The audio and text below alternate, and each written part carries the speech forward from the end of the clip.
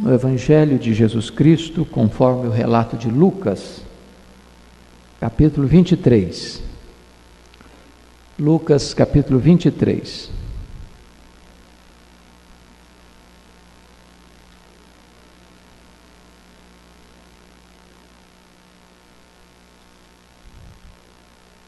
Nós faremos a leitura dos versos 33 a 43. Lucas 23, 33 a 43.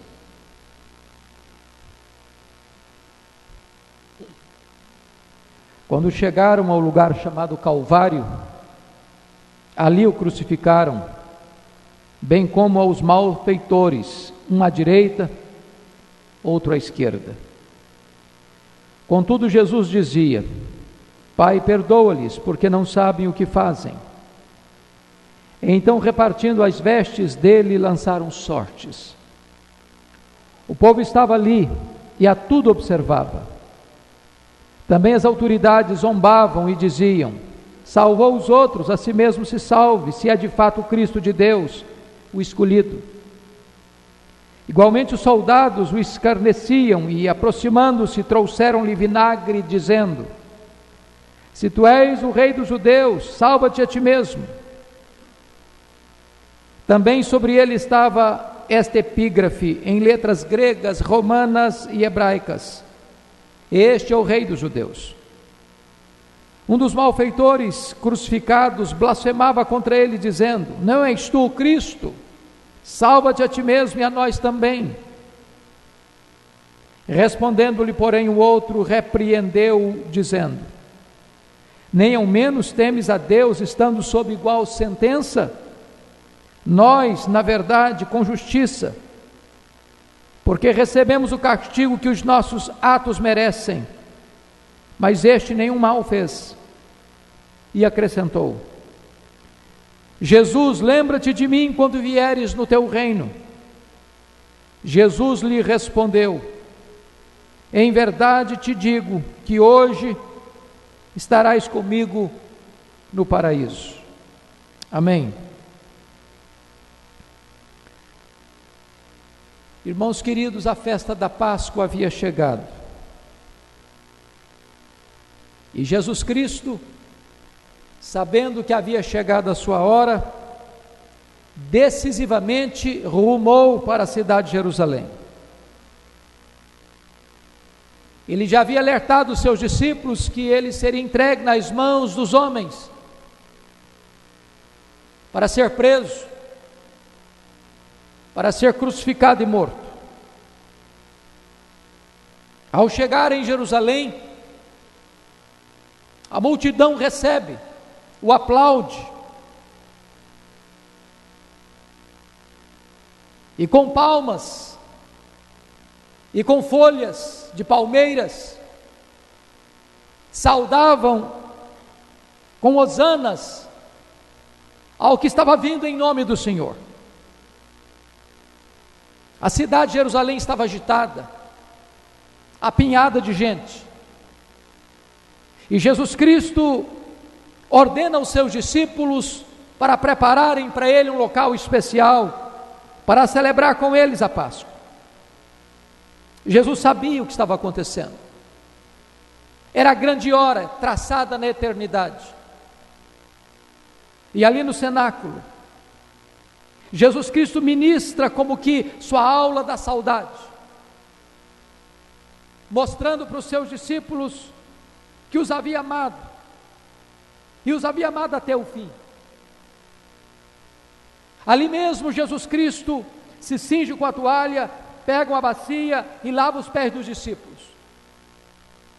Ali mesmo, Judas Iscariotes, movido pela ganância, dominado por Satanás, toma a decisão de, por dinheiro, entregar Jesus Cristo aos sumos sacerdotes. Ali mesmo Jesus Cristo ministra aos seus discípulos, falando de que ele iria para o Pai, mas enviaria o outro Consolador, não os deixaria órfãos, E Jesus então fala da casa do Pai, que havia preparado para eles um lugar, que Ele voltaria para eles, para que onde estivesse todos pudessem estar também, para ver e desfrutar da glória que sempre tivera com o Pai. Jesus ora pelos seus discípulos, intercede por eles, agradece ao Pai, porque nenhum deles pereceria, exceto o filho da perdição. E então, Jesus institui a ceia, pega o pão, dá graças, parte, diz: este pão é o meu corpo que é partido por vós, tomai e comei, fazei isto em memória de mim. Depois toma o cálice, diz: tomai e bebei dele todos, este é o cálice da nova aliança.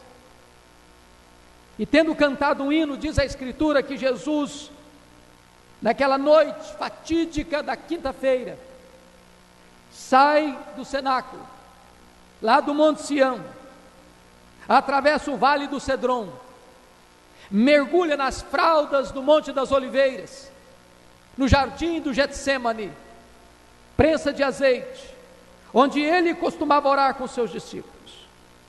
E diz a Bíblia que ao chegar ali, diz para Pedro, Tiago e João: venham comigo. E para esses três, ele admite: a minha alma está profundamente triste até a morte, ficai e vigiai comigo. E diz a Bíblia que Jesus caminha um pouco adiante, e prostrado sobre o seu rosto, ele começa a orar.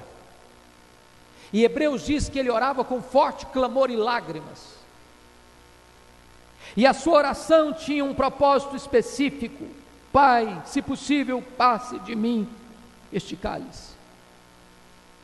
E ele se volta para os discípulos, e eles ainda estão dormindo, e Jesus acorda Pedro, que prometera ir com ele para a prisão, se preciso para a morte, e pergunta: Pedro, porventura não pudeste vigiar nenhuma hora? Vigiai e orai, para que não entreis em tentação. O espírito está pronto, mas a carne é fraca.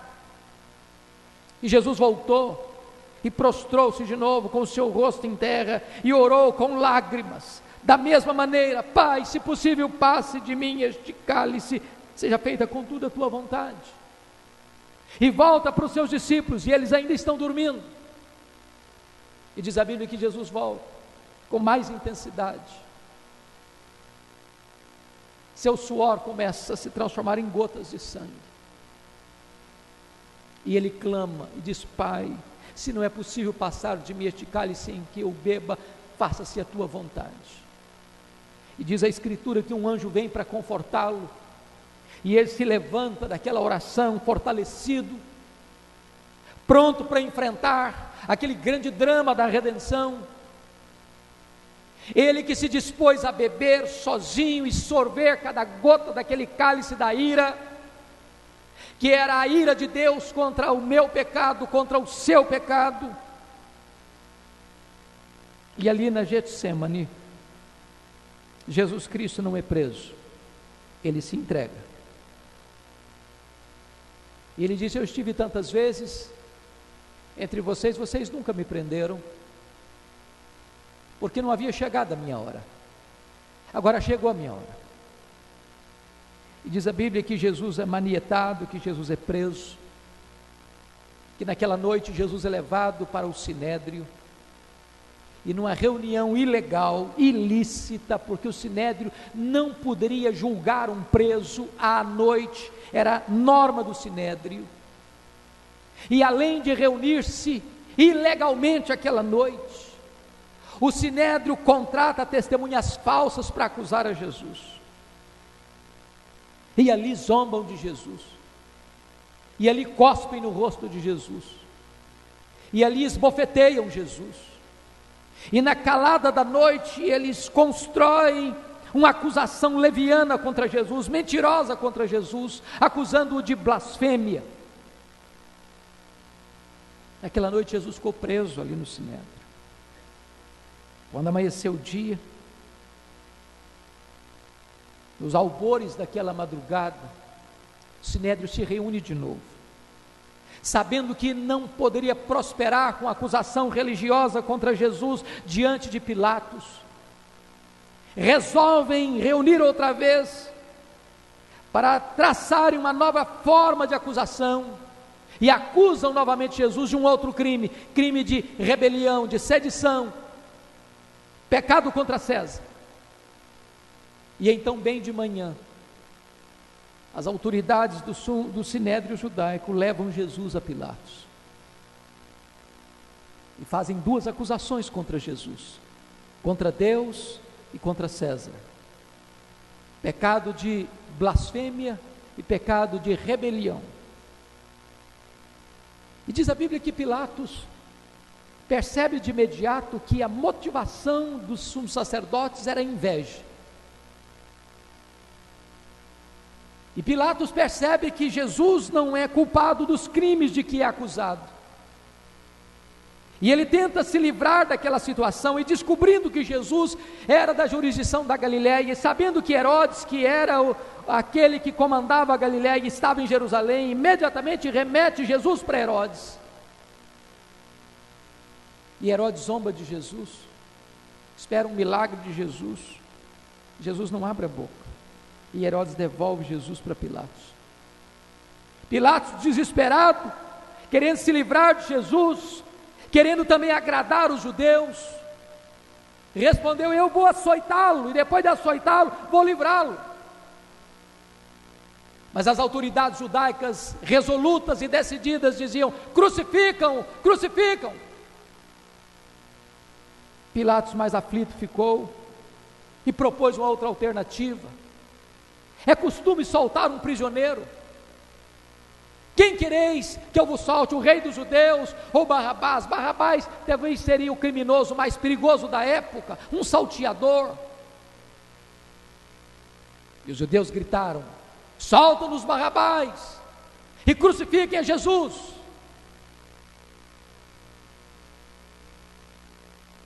E diz a Bíblia que Pilatos então manda trazer uma bacia d'água e lava as mãos e diz: eu estou livre do sangue deste inocente. O entregou para ser crucificado. E Jesus caminha pelas ruas de Jerusalém, pelas vielas estreitas, sob os apupos de uma multidão ensandecida, sob o vozerio e gritaria de uma multidão sangue sedenta, debaixo dos açoites, do escárnio, já com seu corpo surrado e sangrando, não suportando as cãibras, o peso maldito daquele lenho. Arranja alguém, Simão Cirineu, para levar aquele lenho, até que chegam no topo do Calvário, do Gólgota, e ali crucificam Jesus. Do lado de Jesus crucificam dois salteadores, um à direita, outro à esquerda, malfeitores, ladrões.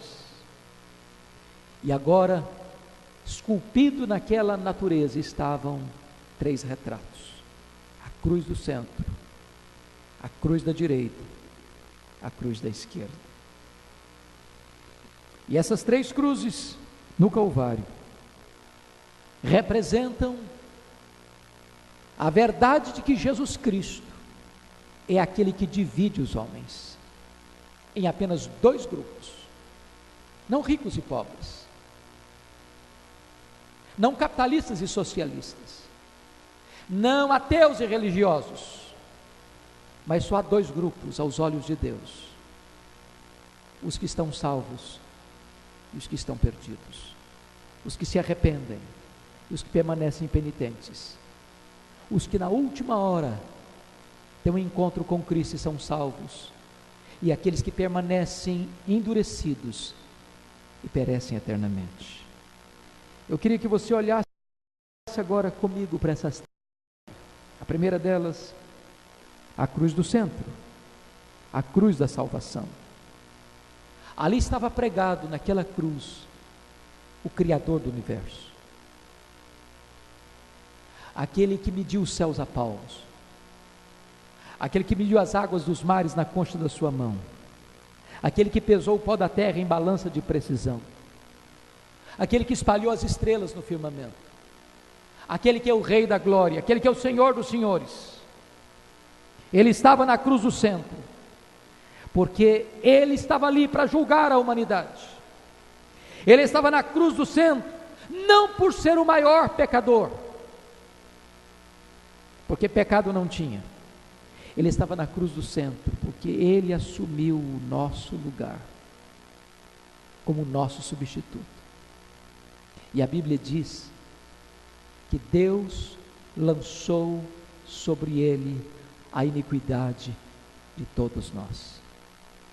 Naquele momento Ele foi feito pecado por nós. Naquele momento Ele foi feito maldição por nós. Naquele momento não havia beleza nele. Naquele momento o próprio sol escondeu o rosto dele e houve trevas ao meio-dia.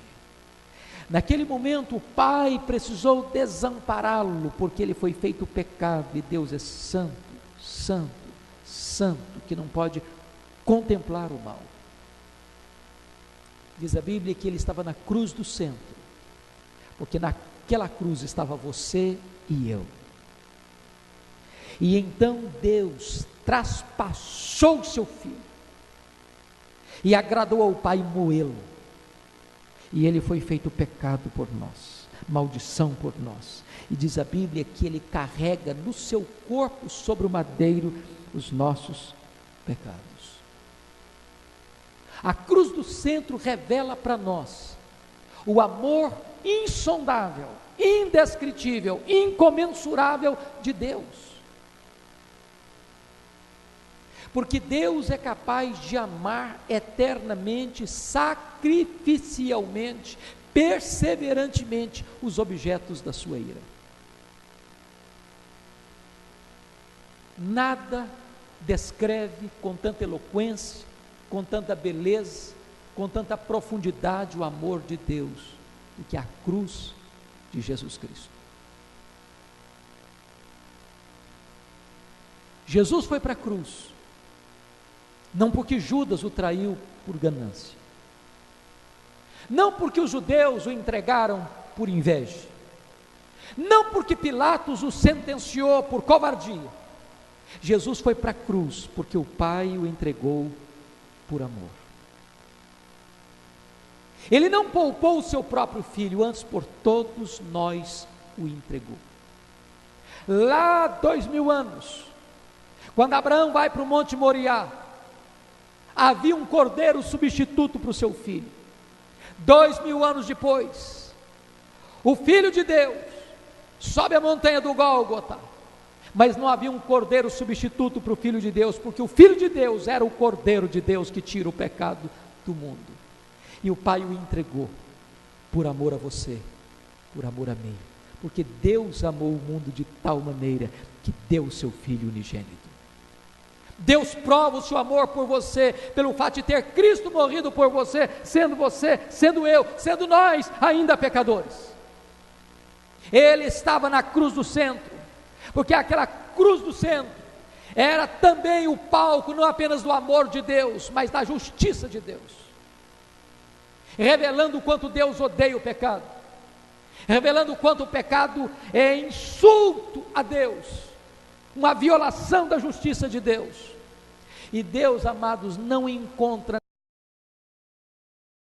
nenhum outro leve para tratar do nosso pecado, a não ser punir no seu próprio Filho o nosso pecado.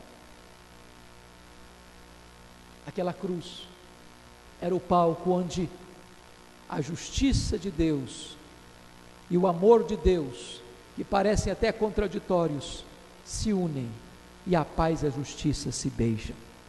Aquela cruz era esse palco bendito, onde o amor de Deus e a justiça de Deus se encontravam. Jesus está na cruz do centro, porque Ele voluntariamente se entregou. Jesus não foi para a cruz como um mártir,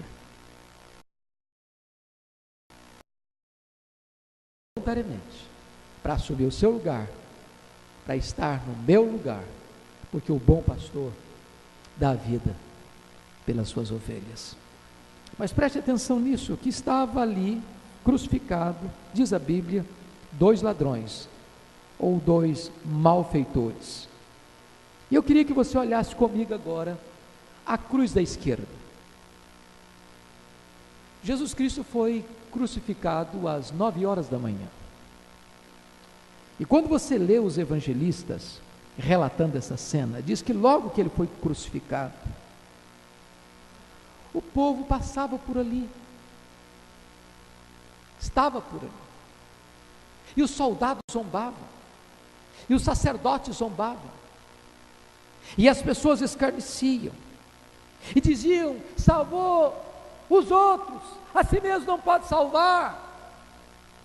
Se você é o amado de Deus, escolhido de Deus, então desça dessa cruz, salva-te a ti mesmo. Outros diziam: desça dessa cruz, e nós creremos em ti. E diz Mateus, que também os 2 ladrões zombavam de Jesus, os 2 zombavam de Jesus, escarneciam de Jesus, dizendo: salva-te a ti mesmo, e a nós também. E nós não sabemos quanto tempo durou toda essa zombaria, todo esse escárnio, mas houve um momento em que aquele vozerio de escárnio foi interrompido, quando Jesus transforma aquele patíbulo de tortura num púlpito de proclamação, e lá da cruz ele brada em oração: Pai, perdoa-os, porque não sabem o que fazem.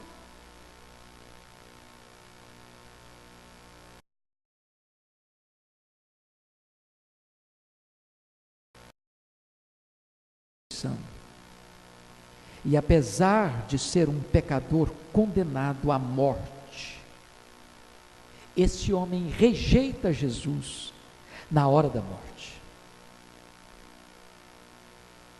O versículo 39 diz: um dos malfeitores crucificados blasfemava contra ele, dizendo: não és tu Cristo? Salva-te a ti mesmo e a nós também. Enquanto o outro, diante dessa palavra de Jesus, tem uma outra postura, se humilha, se quebranta, se arrepende, esse da esquerda mantém-se impenitente, apesar de estar na 10ª hora da sua vida. Não há nada mais perigoso do que manter-se endurecido, do que manter-se recalcitrante à graça, do que manter-se endurecido ao Evangelho, do que perder a última oportunidade da vida. A cruz da esquerda, em segundo lugar, revela que esse homem estava perto de Jesus, mas perdeu sua última oportunidade. Ele podia ver Jesus, ele podia escutar Jesus.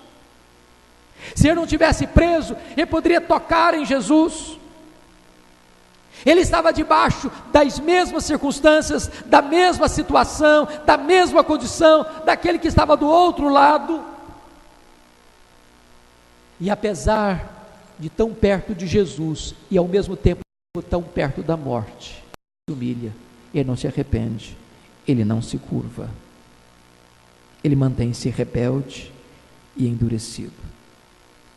Terceiro lugar, ele chega a orar, ele chega a clamar, mas a despeito disso ele está perdido, porque ele clama, mas sem quebrantar o coração. Verso 39, na verdade, é um apelo: não és tu Cristo? Salva-te a ti mesmo e a nós também.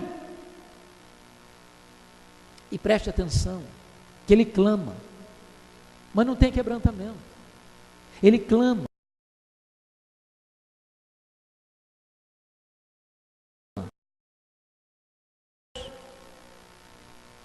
ele não se humilha, ele não se arrepende, ele não muda a sua conduta, ele não muda a sua disposição. E há quantas pessoas que, apesar de terem vivido a vida toda na transgressão, no pecado, na desobediência, à margem da vida, da santidade, da obediência, da pureza, chegam no momento final da vida, sabe que vão morrer, sabe que vão perecer, e a despeito de estarem na 10ª hora, ainda se mantêm rebeldes, ainda não se humilham, ainda não se quebrantam.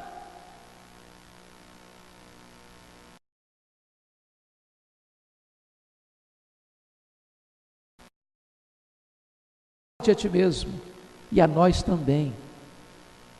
Ele queria ser salvo, não da condenação eterna, ele queria ser salvo das consequências imediatas do seu erro. Ele queria não o perdão de seus pecados, ele queria o alívio da sua dor, e ele queria ser salvo de uma maneira humanista, que não passasse pelo sacrifício de Jesus, que não passasse pela cruz. Quantas pessoas hoje querem ser salvas do seu próprio jeito, da sua própria maneira, com a sua própria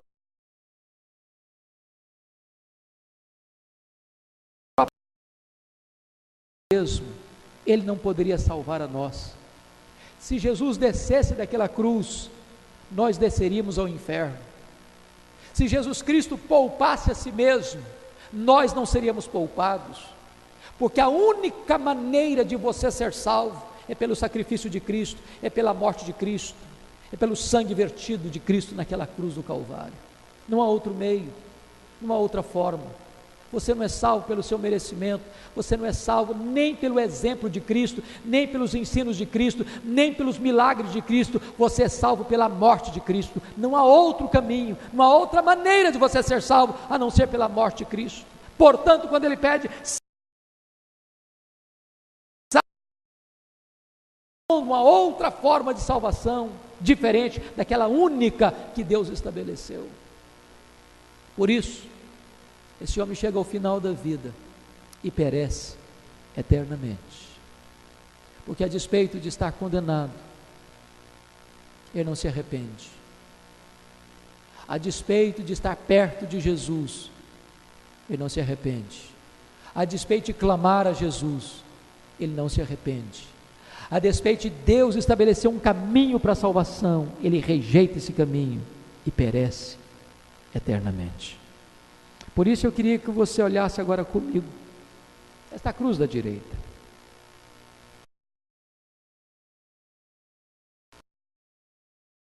Mateus chama de ladrão, que Lucas chama de malfeitor, também vivera na ilicitude, também era um transgressor da lei, também era uma pessoa que perturbava a sociedade, alguém que não respeitava a propriedade alheia, que não respeitava a honra alheia, era alguém que vivia à margem da lei, e um dia esse homem foi apanhado, e foi julgado, e foi condenado. Eu imagino a cena, que no mesmo dia que Jesus estava lá no pretório romano, conhecendo ele, todas as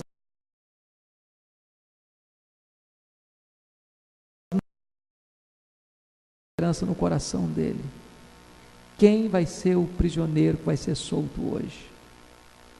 Talvez ele pensou, quem sabe seja eu, quem sabe seja eu, quem sabe seja eu. Quando de repente, pelos corredores daquela prisão, a notícia começa a se espalhar, Barrabás foi escolhido, Barrabás foi escolhido, Barrabás foi escolhido, e morre na alma dele a última lâmpada de esperança. Ele sabe que vai ser morto, ele sabe que vai caminhar pelas ruas de Jerusalém, sob os apupos, as vaias de uma multidão, ele sabe que vai sofrer,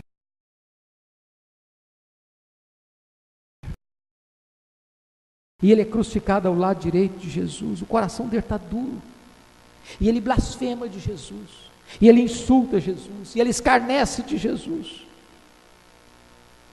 quando de repente Jesus abre a boca e diz, Pai, perdoa-lhes, porque não sabem o que fazem.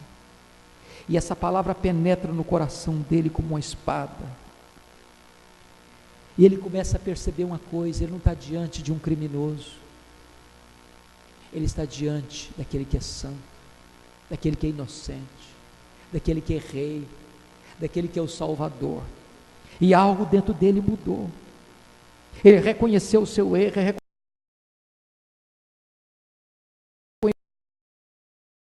importantíssimo na vida dele, e por isso esse homem representa todos aqueles que culpados, pecadores, que merecem o juízo de Deus, que estão condenados à morte, ainda têm uma chance de serem salvos. E eu quero chamar a sua atenção para algumas coisas que aconteceu. Primeiro, esse homem revela temor a Deus. Olha o versículo 40, respondendo-lhe, porém, o outro repreendeu, dizendo: nem ao menos temes a Deus, estando sob igual sentença. A primeira coisa que acontece numa pessoa salva é que ela tem temor. Temor.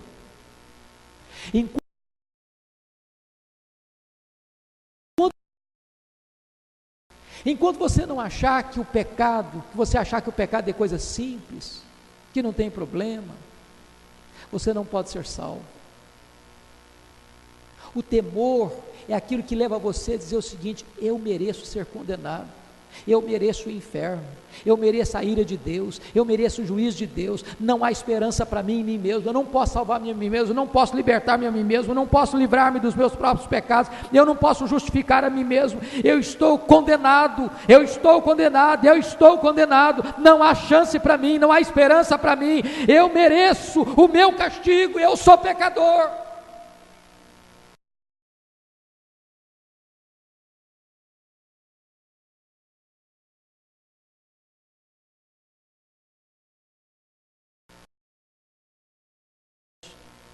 Quero dizer para você que daqui a pouquinho você vai estar diante do tribunal de Deus. Eu quero dizer para você que você estará diante do reto juiz que vai julgar vivos e mortos. Eu quero dizer para você que naquele dia você não tem escapatória, se você não se arrepender, se você não crer, se você não entregar sua vida ao Senhor Jesus, não há esperança para você, sua religião não pode salvar você, os seus méritos não podem salvar você, os seus predicados morais não podem salvar você, as suas obras não podem salvar você, a sua igreja não pode salvar você, a sua família não pode salvar você, ninguém pode salvar você, você precisa temer.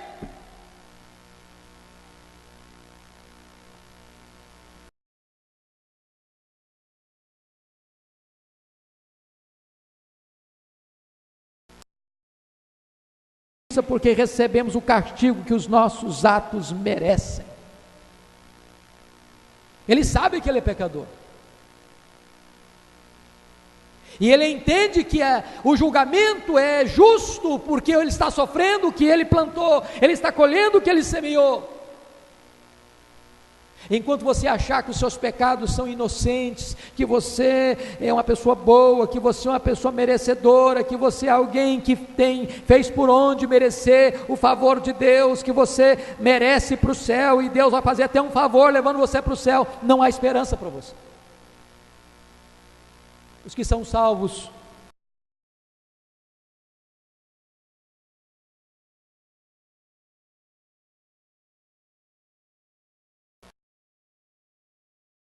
com pensamentos impuros.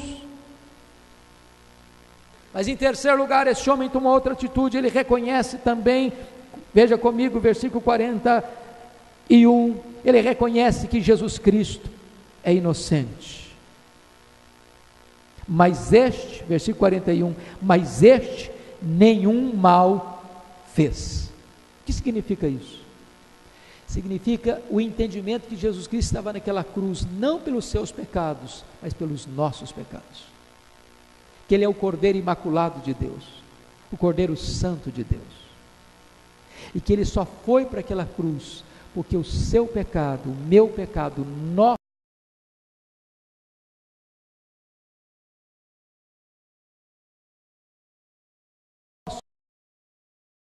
pecado, Ele não poderia morrer por nós.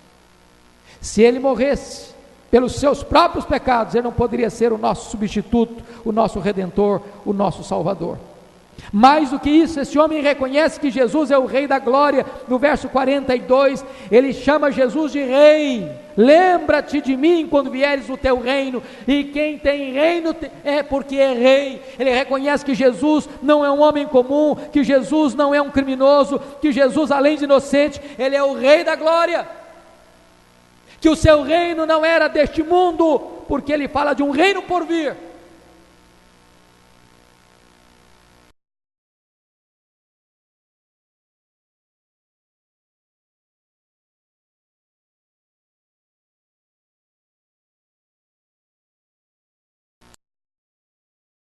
Lembra-te de mim quando vieres no teu reino. Esse homem estava condenado, esse homem estava no final da vida. Esse homem aproveita a última oportunidade que lhe é dada, e esse homem é salvo. Quando Jesus Cristo diz: em verdade te digo que hoje estarás comigo no paraíso.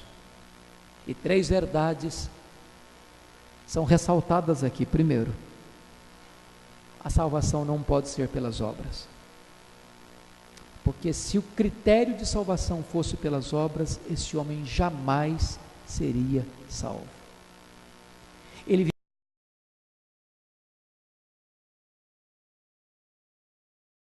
viu o castigo que estava sofrendo.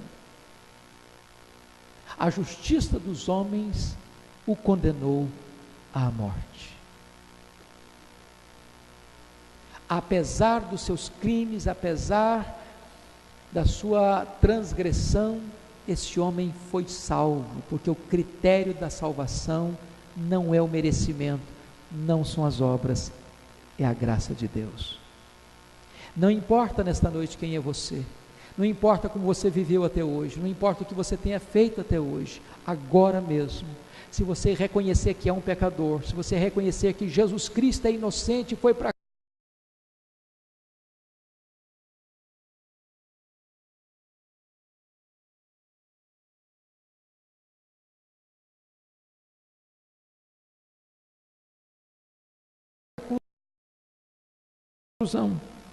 a salvação oferecida por Jesus é imediata. Versículo 43 diz: em verdade te digo que hoje estarás comigo no paraíso. Não é no final da vida, não fala aqui de que esse homem teria que ir para um purgatório, sofrer, para depois se purgar e então entrar no céu.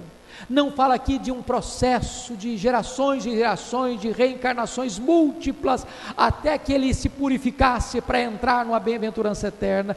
Jesus Cristo diz: hoje, hoje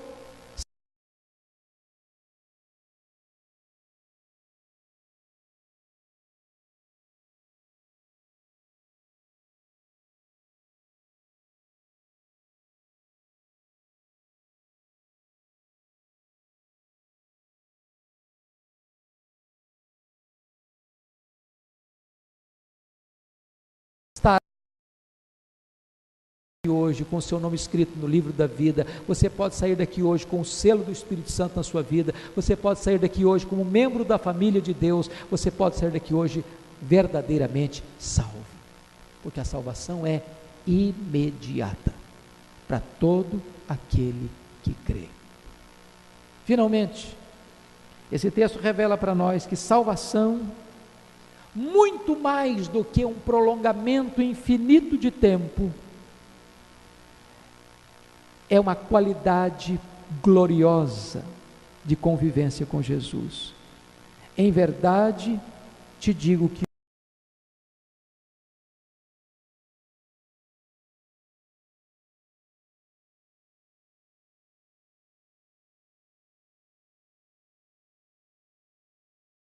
hoje é desfrutar de Cristo, é viver Cristo, é reinar com Cristo, é estar com Ele por toda a eternidade. Hoje, Jesus oferece a você esta salvação. E a pergunta é: nós estamos diante de 2 alternativas, de 2 destinos, de 2 eternidades, de 2 escolhas: a escolha da vida e a escolha da morte, a escolha da salvação e a escolha da condenação.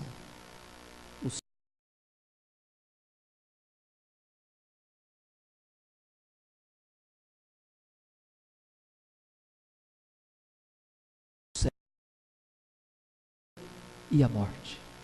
Escolha a vida para que você viva. Jesus Cristo oferece para você hoje a vida eterna. E é mais tarde do que você imagina. Eu não sei se você terá outra chance, outra oportunidade, como aquele ladrão que se arrependeu.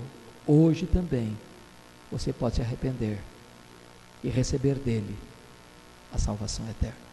Curva sua fronte, vamos orar.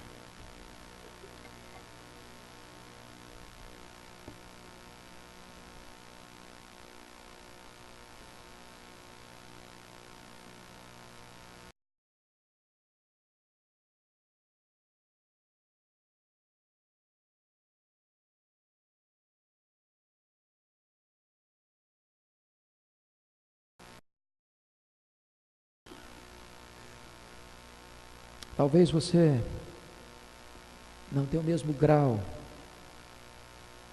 de intensidade daquele homem que era um ladrão, que era um malfeitor. Talvez você se julgue um bom cidadão, um bom pai, uma boa mãe, um bom marido, uma boa esposa, um bom filho, uma boa filha, um bom trabalhador, um bom patrão, um bom empregado, até um bom cristão. Mas você não pode salvar a você mesmo. Esses quesitos todos, esses critérios todos são insuficientes. A igreja não pode.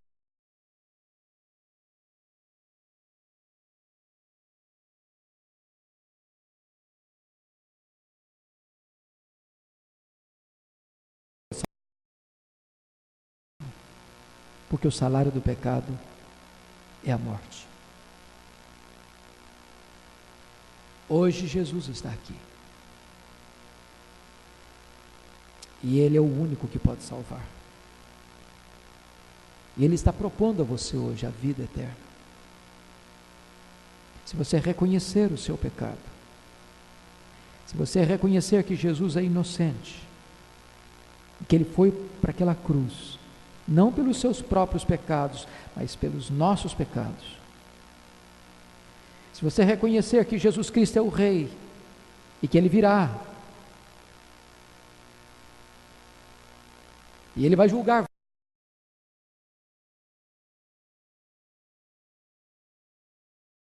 vivo para perdoar os seus pecados, para lavar você com seu sangue, para dar a você a alegria e a garantia da vida eterna. Ó Deus, nós oramos para que haja salvação nesta casa. Só Tu conheces os corações e só Tu sabes aqui dentro deste santuário aqueles que já estão salvos e aqueles que ainda não estão salvos.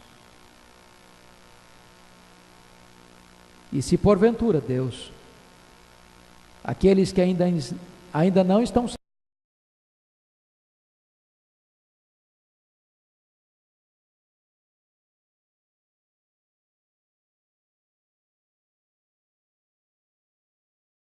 salvos, haverá salvação nesta casa. Porque a Tua palavra diz que todo aquele que vem ao Senhor Jesus Cristo, Ele não lança fora. Bendito é o Teu nome. A Tua palavra diz que Jesus Cristo não rejeita o coração quebrantado. Então, Deus, gera fé nesse coração e produz o arrependimento para a vida. E não permita que ninguém aqui postergue, adie, protele a mais importante decisão da vida. Que tenhamos pressa para corrermos para os braços de Jesus, enquanto